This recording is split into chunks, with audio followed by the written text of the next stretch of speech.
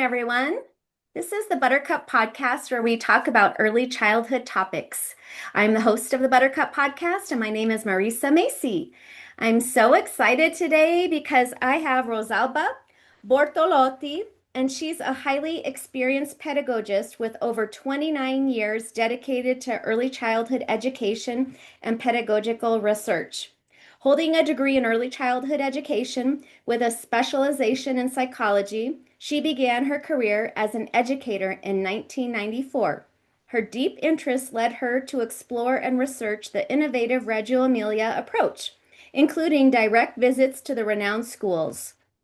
As the former owner of a private nursery school that also served as a learning lab, Rosalba pioneered a new approach to early learning in her community, advocating for the rights of both children and educators. She has shared her expertise as an early childhood education professor at a college and has served as a pedagogical consultant for over 2 decades, guiding various educational institutions. In this capacity, she also develops comprehensive modules offering educators structured series for deeper knowledge development and access to valuable resources. Passionate about intentional material use, Rosalba advocates for thoughtful engagement with resources, drawing inspiration from the Reggio Emilia approach to foster deeper connections with the environment. She emphasizes shifting from a culture of consumption to one of creative resourcefulness, promoting resilience and sustainability in early learning.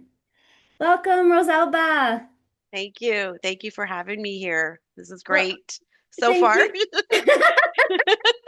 Well, thank you for being here. And I was just wondering if you could share how you got started in our field.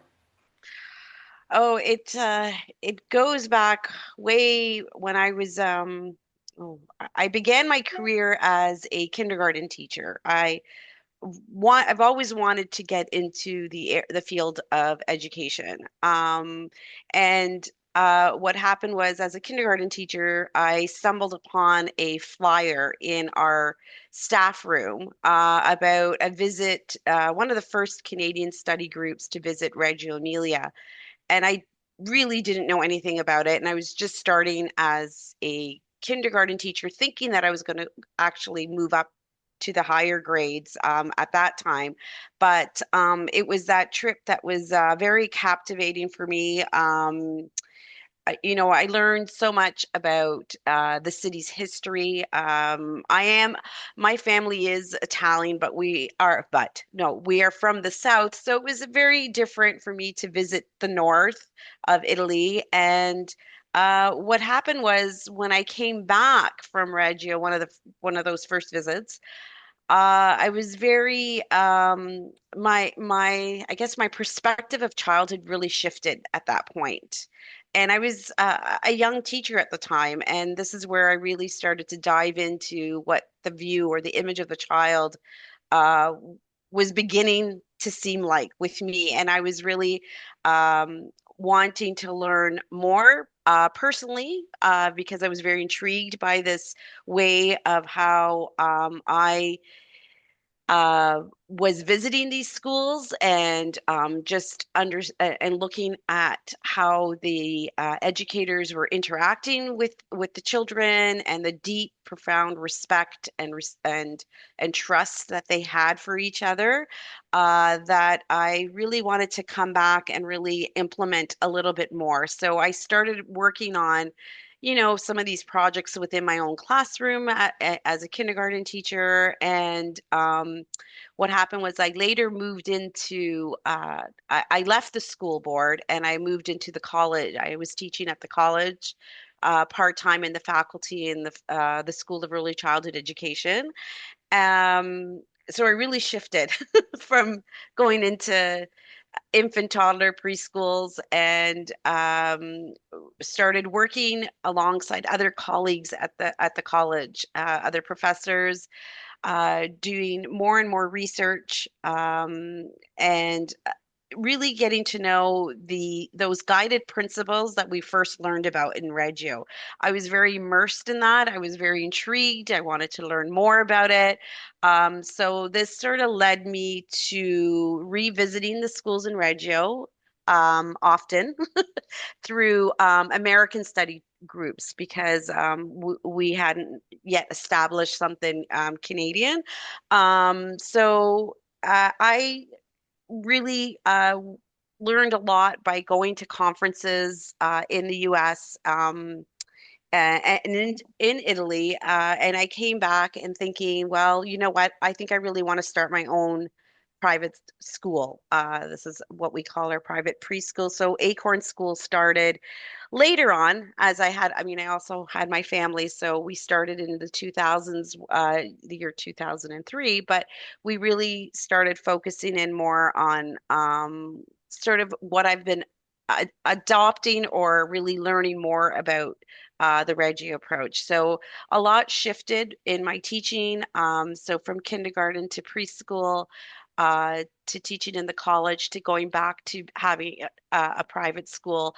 And that school really became a hub in our community. We were one of the first ones to really take on this approach and um, started thinking of how we could become sort of a study place for other educators to think with, to work alongside. So we invited professors to come in, and this was one of probably the first times that I really was able to have Leila Gandini as one of our mentors at Acorn School. And that's probably because I was really following her around in the US, going to different conferences. And I sort of, introduced myself back then. That was like in the later 90s, I think, that I was really impressed by the work that she was doing, and I wanted to learn more. So that's sort of, I guess there's so many other little pieces that went with it, but that is sort of how it started. And I think what happened too is that with my colleagues who are also my close friends that worked in the field, either worked at a college or university, we were really having some great conversations around this. And I think the research was really coming through here. And, we just really, I really emerged and immersed myself into it. So, and brought others with me. That is awesome. And Yeah. where is the Acorn School? So the Canada? Acorn School started in 2003 as a sort of we started with preschool and kindergarten and grade one. We then opened up to more of toddlers. So we started at 18 or 15 months and opened that up. And that was, something very new to me because I didn't work a lot with them. So I did have people who were very experienced or, brought in this kind of experience into the school. We did close the school in 2015, and that was, a decision that was very difficult to make. But I think what was happening with our school is that it was becoming such a place for educators and research to do research and study groups. We did conferences and small group kind of collaborations and discussion groups that our groups of children were sort of we had to either uh, become sort of a study group kind of school with educators or expand. The school was very small. We only had 4 classrooms, so but it was so much bigger. So we felt we had to do something. And the way things work here in Ontario with schools is that it was a school that was in an area where there was public schools, so free education was an option for families. So as much as they loved to come where we were, there was also the free option. So we really had to play with either do we go bigger or do we, start to think something differently. So we did think of something differently. It was time to shift into sort of this continue with the Acorn Collaborative, which is something that we always had,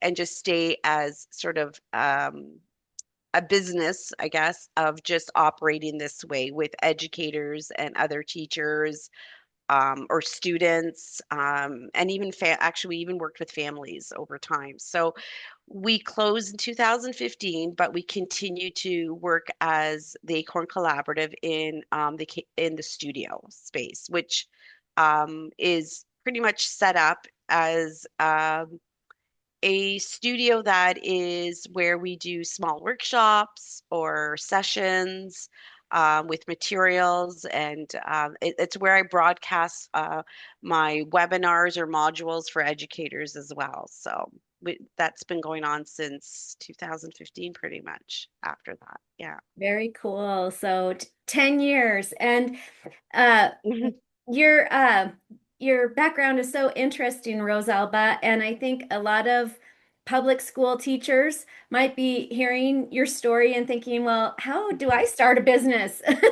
And some of my students might be thinking of going into becoming a business person with their education Yeah. background. Do you have any tips or advice for people who want to become a business person and follow in your footsteps? Well, it's really interesting because I really didn't know that things were going to take these turns. One thing, it just sort of overlaps into something else, and then this becomes something else. And I think it's because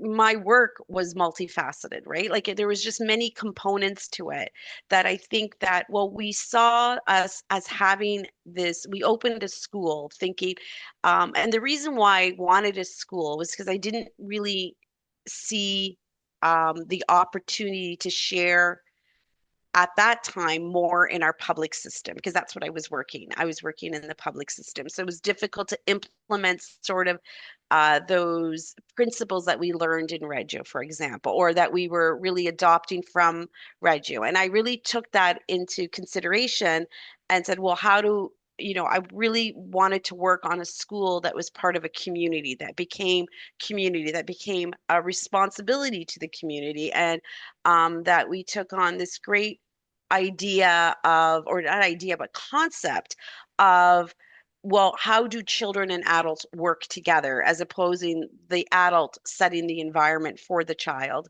but really working from a place where we can work together and really start building, a school that is for everyone. And so we really started in this way. This was my idea of, I wanted to bring people together to think together. I didn't want to be the one to say it's my way and this is the only way we're going to do it, but it was a way to collaborate with others and to bring other knowledges and perspectives in that, but also sharing some of those ideas too, right? So I think that's important, is to be like, you're passionate about something. Well, how do you carry it through? Like who's going, uh, who could be supportive of that, who could also challenge you as well, who could critique you in a way that is not to be negative, but a way to build a stronger idea of what you want out of school, for example. So that was, I really worked with those kinds of, really close colleagues and friends. Like I call them friends because they did challenge me. Um, you know, there was times where they're like, well, how can you have a school with, that there's structure, but there's not a curriculum that is set only by the teacher. It was all these sort of things. Like it was, so much has changed over time though, right? But at that time, I think it was just really bringing like minds together, but also how are we going to work on this together? So it wasn't easy. It wasn't far from easy. I could say that. I can pull in my own family to tell you those stories. I had a very young family of my own. I had two young children at the time, and then I had my third child while the school was open. And so it's not easy to run your own business. But I think if you're passionate about something that you really want to carry through to the community and share this passion with the community, it could happen. Um, but you have to also be ready for uh, the road could change. Like it's a direction can change. We didn't know we were going to close the school, but we also didn't know that the school was developing in such I guess professional learning hub for people that we're like, oh, we didn't know this was going to happen, but we enjoyed it. We loved it, and we continued to thrive and really continue with research and bringing in different kinds of, I guess, not only speakers, but other professionals to come in and work with us. And I think having someone like Layla in her early years, for example, she really pushed that. And she really pushed those ways of us to think and observe in ways that I never would have had, that kind of experience. So um, it's not easy to open a business. Well, I'm gonna say it truthfully. yeah, And I'm going into my 30th year. I still run my own business as, consulting or the Acorn Studio. There's always some kind of challenge. There's always ways that you have to promote yourself. And I am not the greatest salesperson. I'm in education. So I have a passion in my what I do, and this is what I love to share with others. And I think this is probably why um, I have connected with so many people out there, and that's really important. And one of the other things that I was pushed to do, I think from again different colleagues of mine, was that when the school closed, was like, well, you need to write about all these things that you did at Acorn. And I was like, okay, so now we are publishing these mini books about the school. Again, something I would have never thought of doing. I really like so that again is another turn in our in the business, right? yes. So And I love that uh, story that you're sharing with us. Thank you, Rosalba, about how a career evolves. And sometimes we think it's going to be one way, and it can take many different forms. And it doesn't have to be, like a map where you start here and you end here. true. Where you follow every single place on the itinerary exactly the way you thought it would be. If you're open to exploring and learning new things, wonderful Yeah. things happen along the way. And the takeaway I think too is that we can't do it alone, that you have No. this tribe that Yeah. are part of your success, and also mentors in your life, your mentorship Mhm. with uh, many people in the field. So thank you so much for that. I Yeah. think it's a great way for students and people early career to Mhm. to hear different stories of how a career comes about. Yeah. I think that is important. I mean, maybe I don't like to use the word luck so much because I think things happen for reasons, or it's because of what you do in your life. But life is never certain either. You think you're going to follow it this way, but there's always different things that happen. And so I've learned that from having a business as well. And also, I think I couldn't do it without others. And I think that's the bottom line is like, and it could be family, it could be friends, all sorts of people. And I had a combination of all of it, which has been great. Yeah. Yes, yes. Thank Yeah. you. Thank you for sharing that. Well, and one of the things you talk about in your work is the power and the materials that we use Mm. and creativity. Do you want to talk a little bit about that?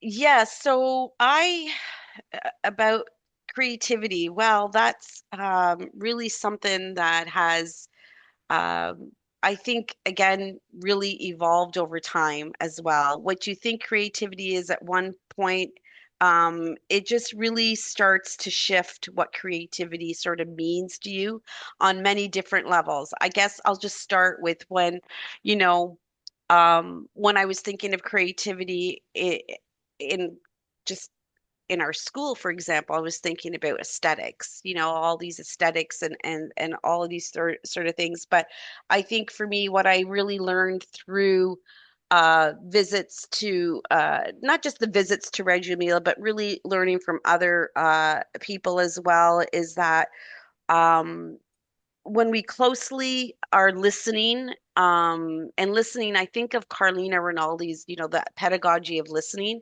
and thinking of, there's so many ways of listening. I think that nourishes that creativity, because creativity is different for everyone and it looks different for everyone.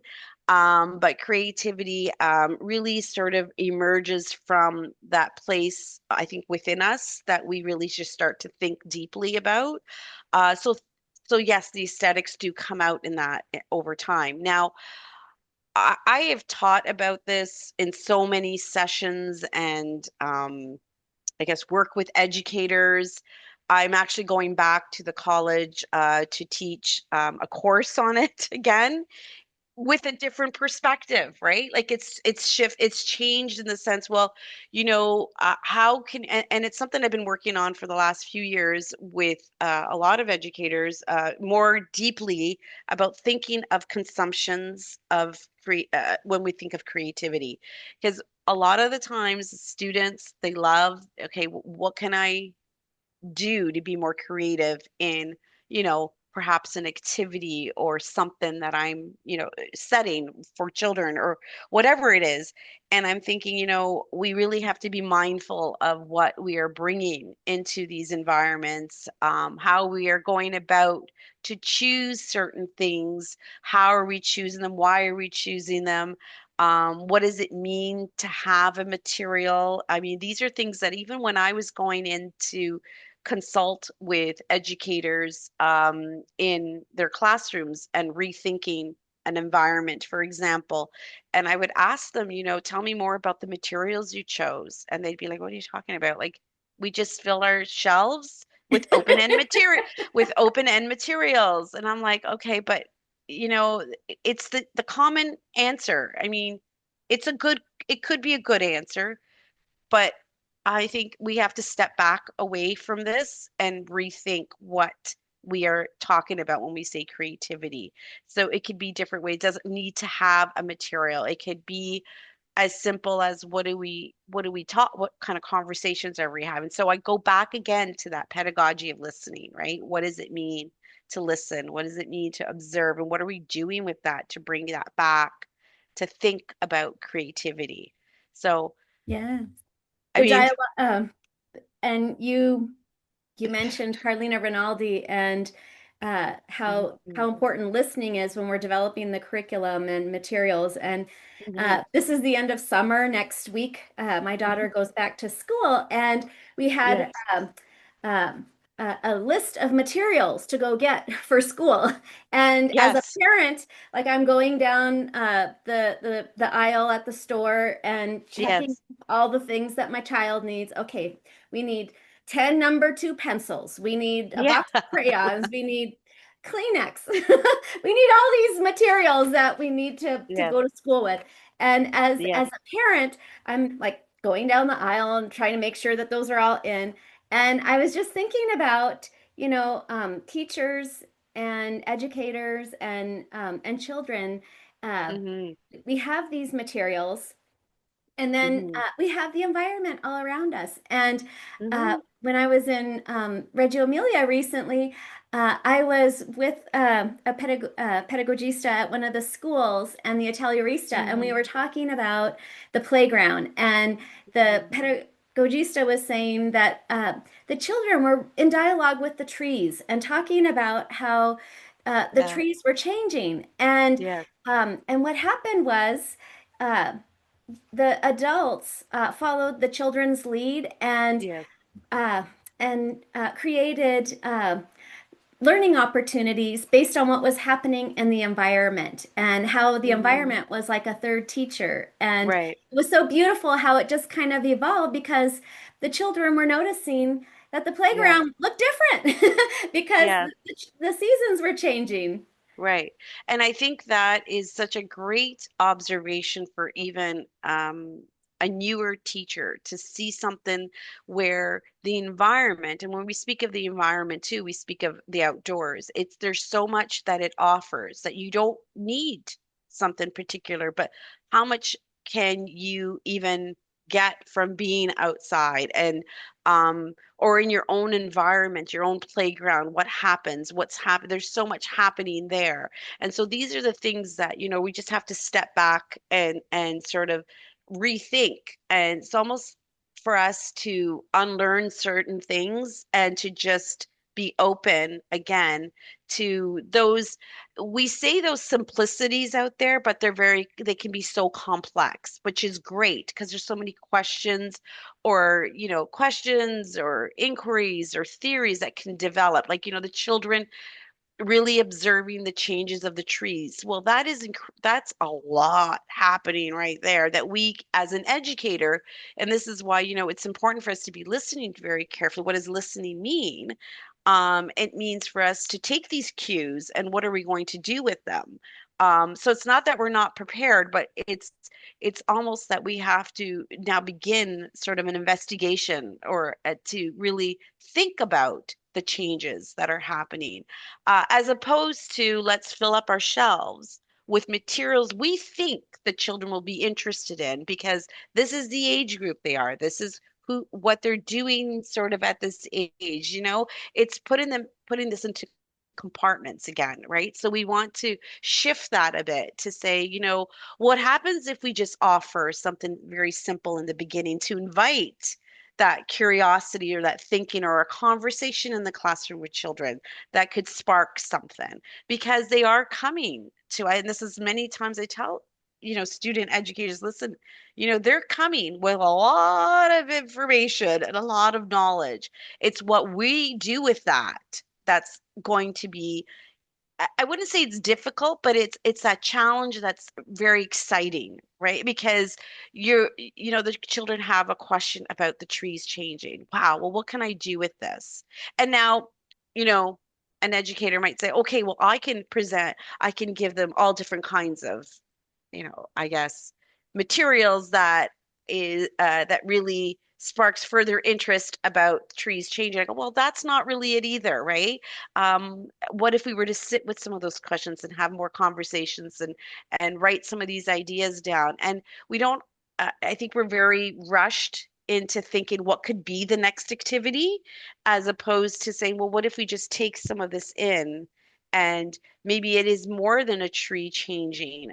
There's something else underlying. And, I think about these projects that we did back at Acorn School, and I always tell the story of the bat.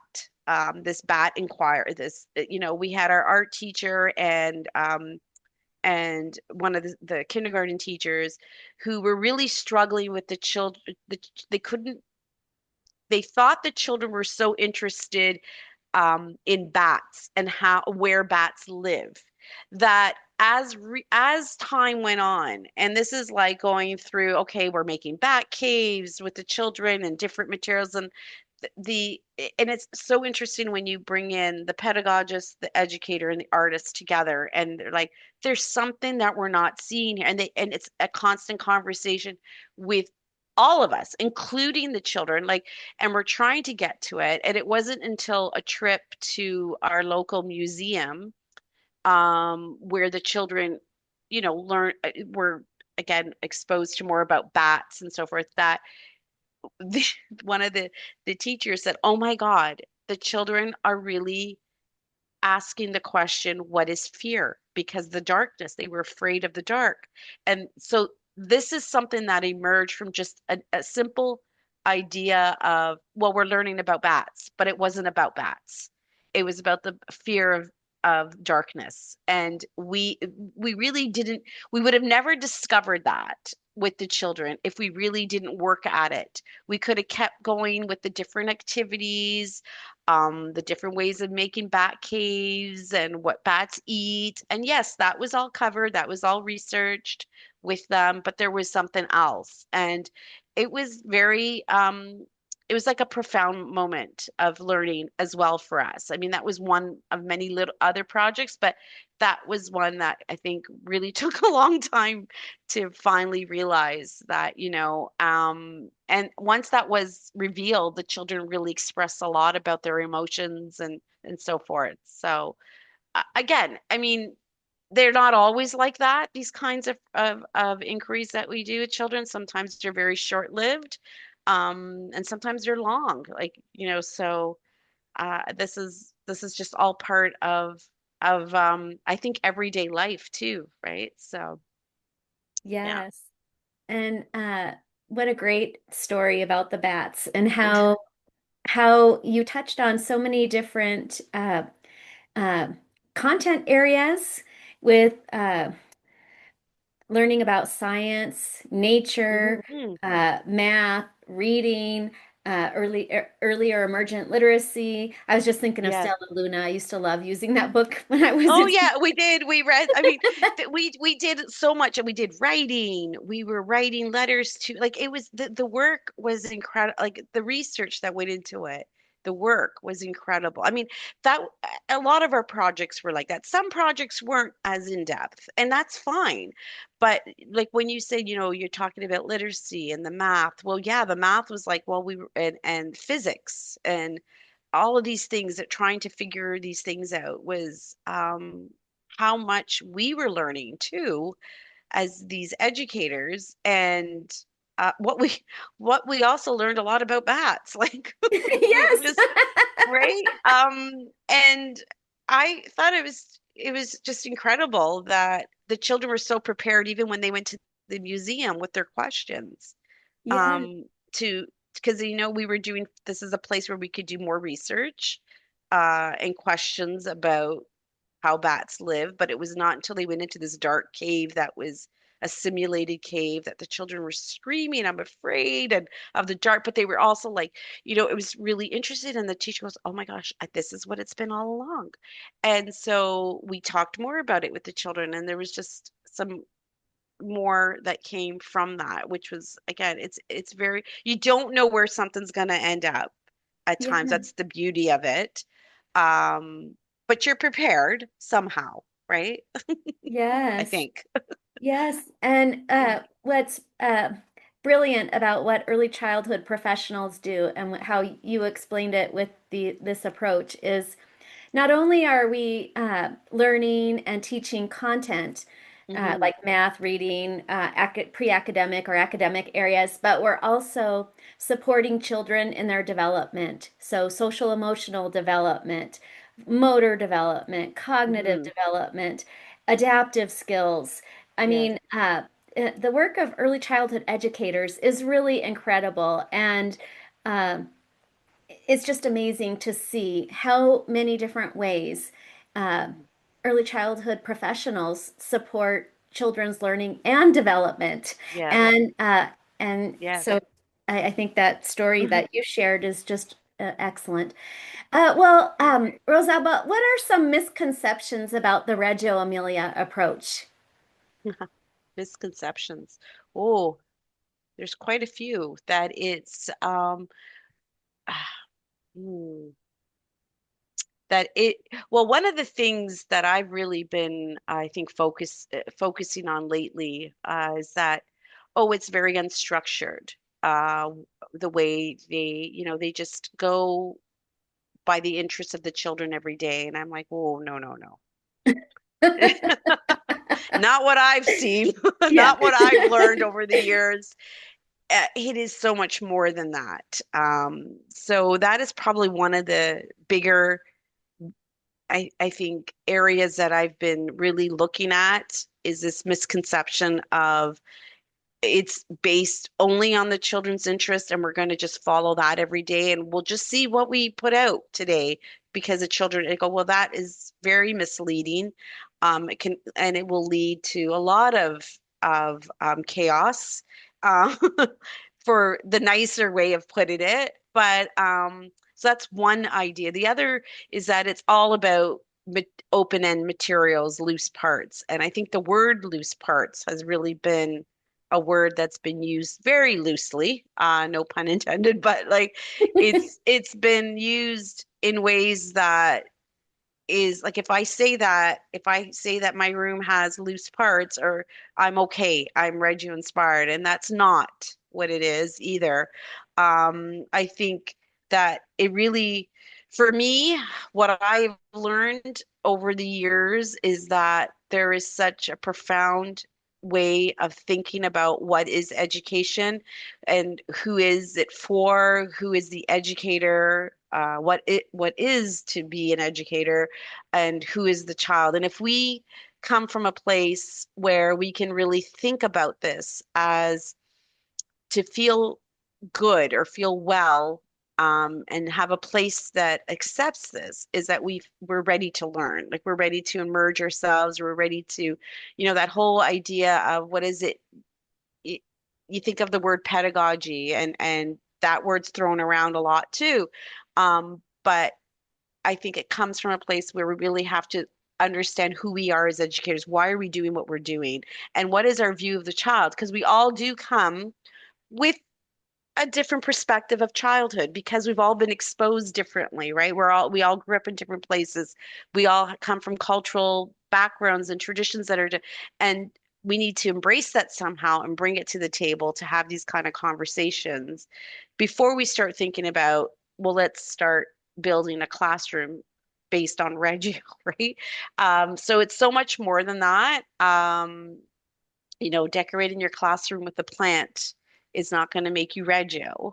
And I think I really hate, I mean, I shouldn't, but I mean, doing this for so many years, you can imagine how many conversations around this topic has come up. And even with listening to the educators in Reggio, right? I think they get, they try to, you can't copy, even we have our own way, we have our own, I guess we bring different kinds of perspectives from our own communities, and that's what it's about, is what do you do with that? What do you do with embracing your community as well and bringing that to a school, as part of a school? I think a school becomes a school because you make it part of a community, you make it part of a responsibility, you make it part of building relationships and trust, and really thinking about this, um, in a way that sustains you as a school, right? Because that school is a living space to live together. And this is what I think really helped guide me along the way of like, well, as much as I, used to read and, study these guiding kind of principles or educational approaches they've from Reggio, is that I really adopted them in ways that I think could have worked, that work with me, like work within our community and what, um, became of the of the school because of the community. So that's why every place is different too, because every community is different. Children are different, so they can't be these real cookie cutters, right? So I do th say, like, if we start from a place of thinking about who we are as educators and thinking about the child, I think that is, you know, um, one of the starting points, at least. Yeah. Yes, yes. Hmm. Is there a highlight of your career so far, or one of them? I I'm sure there's many. one of the there is so many. The highlight.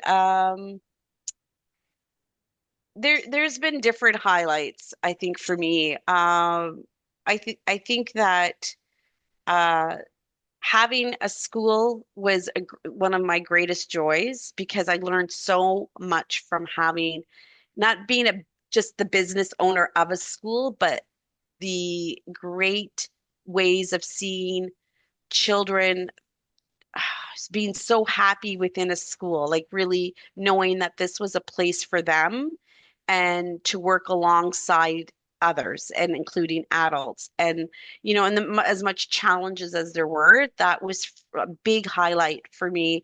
I think also having mentors like Layla Gandini as being, um, you know, a close friend too. I wrote a chapter in one of her books, Beautiful Stuff from Nature, and I was so honored to share our story of the Tomato Project. Again, a highlight from Acorn School, where we were unique again in developing a yearly tomato project that brought community together. And I think that for me was such a great highlight because it um, it was not about just making tomato sauce. It was about how families came together because we just we love food a lot.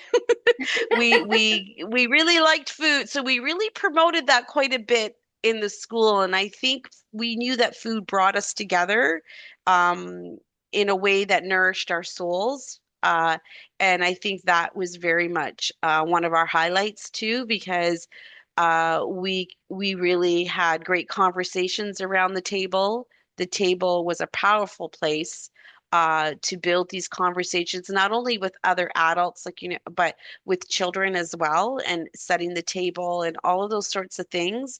Um, I think one of that's probably another highlight. Oh my gosh, there's so many. I don't know. I'm just thinking of all the different highlights through my years. And then like, after I finish here, I'll be like, oh my gosh, I should have mentioned that. But there has been so many along the way. And I think that I've learned a lot over the years, not only as being as an educator, but being a mother, right? Because I think that you adopt a way of thinking and learning for other children, and you're like, okay, this sort of starts moving into your own home. So now the way you think and act and do certain things, it's like, oh yeah.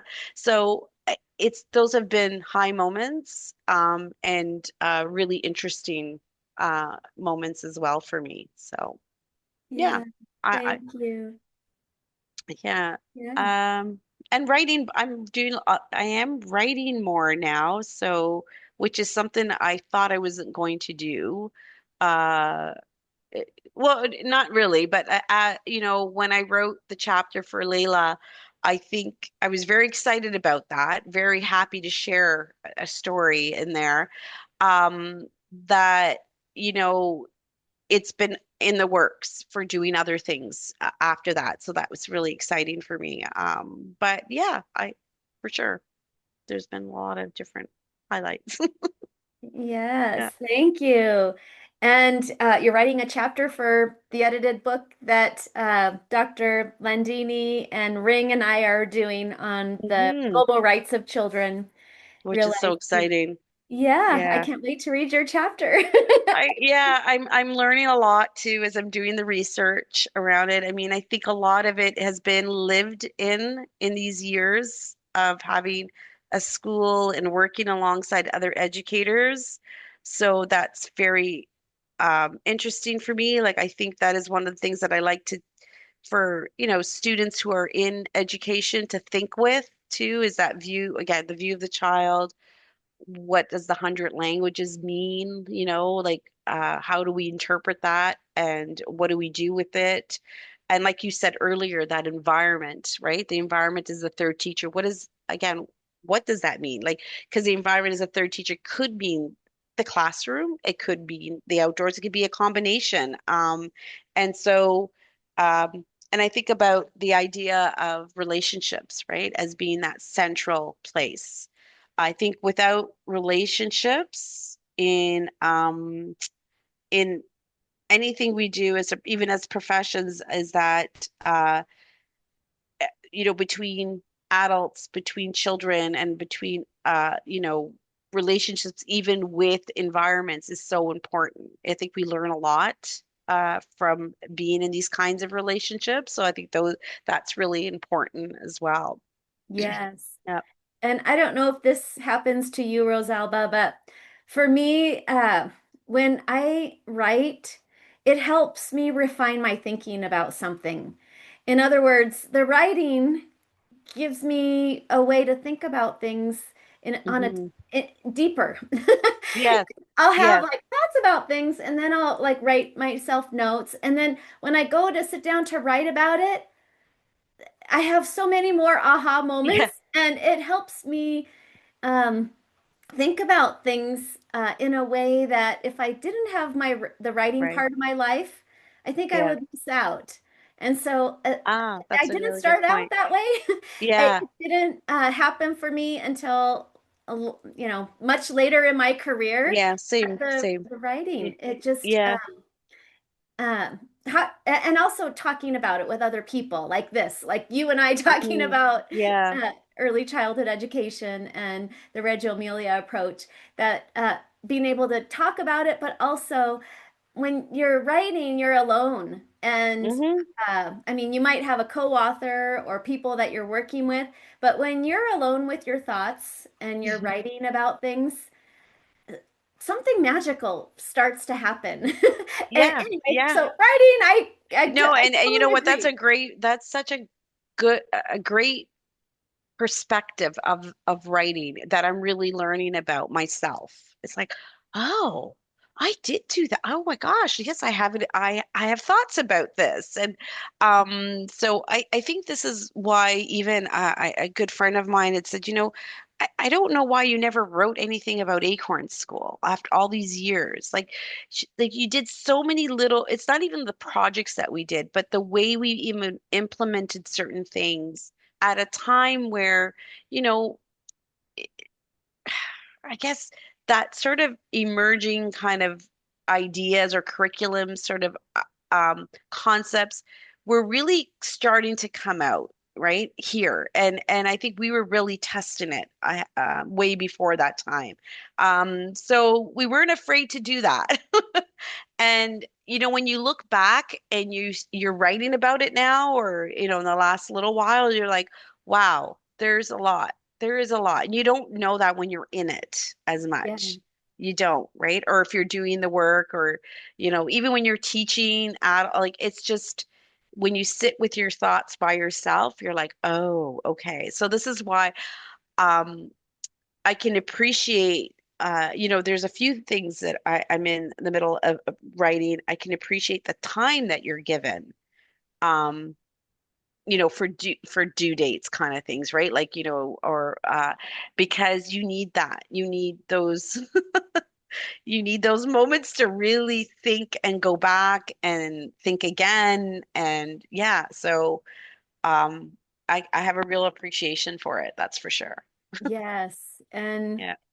establishing a writing habit really does take time, and having enough time to Hmm. be able to write. And um, Yes. that can be a challenge for a lot of people. And yeah, Hmm. yeah. So being able to find the time, create the time, make a habit out of it, make it a routine. And I think uh, it's such a wonderful way to also help others when you Yes. can create things in writing that people can learn from and share. Yeah.